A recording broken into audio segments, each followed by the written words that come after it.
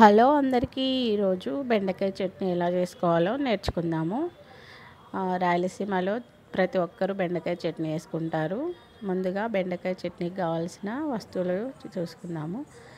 బెండకాయలు, కడిగి పెట్టుకున్న బెండకాయలు, టమాటాలు, పచ్చిమిర్చి, కొత్తిమీర, ఇంకా వెల్లుల్లి, సాల్ట్ అన్నీ రెడీగా పెట్టుకున్నాను. ముందుగా స్టవ్ మీద ఒక కడాయి పెట్టుకొని ముందుగా కడాయిలో ఆయిల్ వేసుకొని పచ్చిమిర్చి బాగా వేయించుకోవాలి. 5-6 పచ్చిమిర్చి.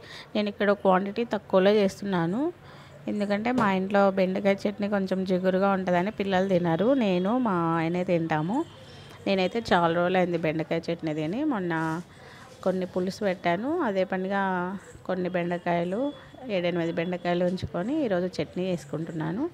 పచ్చిమిర్చి వేగిపోయినాయి. ఇప్పుడు పచ్చిమిర్చి పక్కన పెట్టుకొని అదే కడాయిలో ఇంకొంచెం ఆయిల్ వేసుకొని బెండకాయలు కూడా ఫ్రై చేసుకోవాలి. పచ్చి వాసన పోయే వరకు సిమ్లో పెట్టి బాగా ఫ్రై చేయాలి బెండకాయలు.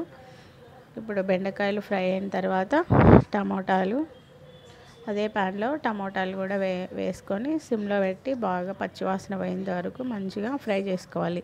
ఎందుకంటే ఈ చట్నీకి పోపు పెట్టాం కాబట్టి ముందుగానే వేయించేటప్పుడే పచ్చివాసన రాకుండా వేయించుకోవాలి. కొంతమంది ఆనియన్ కూడా వేసుకుంటారు, అది ఆప్షనల్. ఇష్టం ఉన్న వాళ్ళు వేసుకోవచ్చు, లేకుంటే స్కిప్ చేయొచ్చు. ఆనియన్ అయితే పచ్చివే వేసుకుంటారు. ఇక్కడ టమాటాలు సిమ్లో పెట్టి బాగా ఫ్రై చేస్తున్నాను. అంతలోపు బిగ్ బాస్కెట్ నుంచి గ్రోసరీస్ వచ్చాయి. గ్రోసరీస్ టమాటాలు వేగేలోపు ఇవి సర్దేస్తున్నాను. పండ్లో ఉన్నప్పుడే వస్తాయి అన్నీ మాత్రము. ఇది ఇక్కడైతే టాటా ప్రోడక్టు తూర్ దాల్, ఇది పుట్నాల పప్పు, ఇంకా 1 కిలో ఫ్రీడమ్ ఆయిల్. కొంచెం ఇవి టిఫిన్లోకి రోజు ఆడాల్సి వస్తుంది కాబట్టి చట్నీలకి తొందరగా అయిపోతాయి పుట్నాలు.